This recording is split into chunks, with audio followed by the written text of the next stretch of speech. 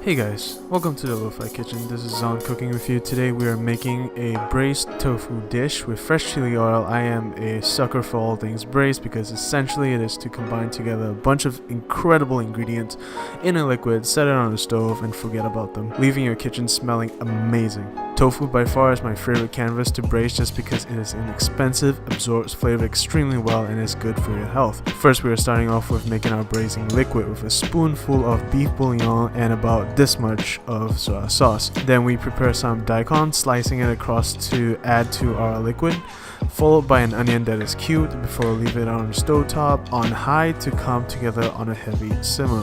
For the tofu, we are using the firm variety in our braise today because it is easier to handle, gives a great texture to the dish and was the only choice on sale. We then prepare it by cubing it up into medium sizes before gently sliding it into the liquid to avoid the extra mess to clean up. Next, we have some pork belly that we are going to slice into the same size as the tofu before adding it in as well. Make sure that you have all your ingredients completely submerged in the liquid to allow it to absorb the flavor properly. To finish, we add in a dash of mirin, which is sweet Japanese cooking wine, a dash of oyster sauce, and one washed whole garlic with its stem and roots still intact.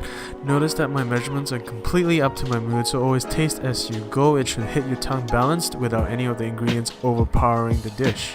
Now for the chili oil, we are going to trim red chilies from the seeds before slicing to reserve, mincing the rest.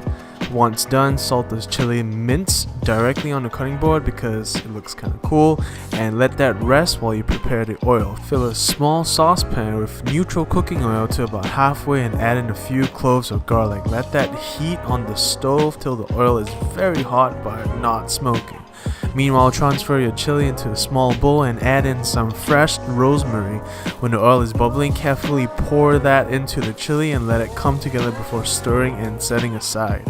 Now I just realized that I have a whole head of Napa cabbage in the fridge that would be perfect for this recipe, so go ahead and slice off a few large leaves to add to the braise, leaving them on the top to help keep the other ingredients submerged in the pot. Napa cabbages are notoriously sturdy vegetables that could keep in your fridge up to a month, if not longer, so I wouldn't be surprised if you had some sitting in the fridge right now. Adding more salt on top, we return the braise onto the stovetop over medium heat for at least 45 minutes or until the liquid has reduced down by half, at which point you want to pull it and start plating. Here we are going to alternate between the cabbage, daikon, tofu and the pork belly in a row because why not. Following that, we are going to gently spoon on our chili oil mix. Don't worry about the oil spilling out everywhere because if you're using a black plate like I am, you're good.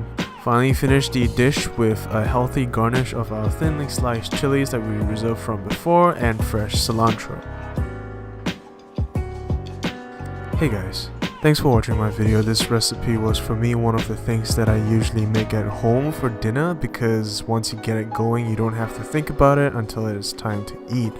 I enjoy sharing the dishes I love with you through my videos, and if you want to support me and see more of what I do, I have my Patreon page with the link in the description below. It supports me in making these videos better and more frequent. Please do check that out and I'll see you soon. Take care.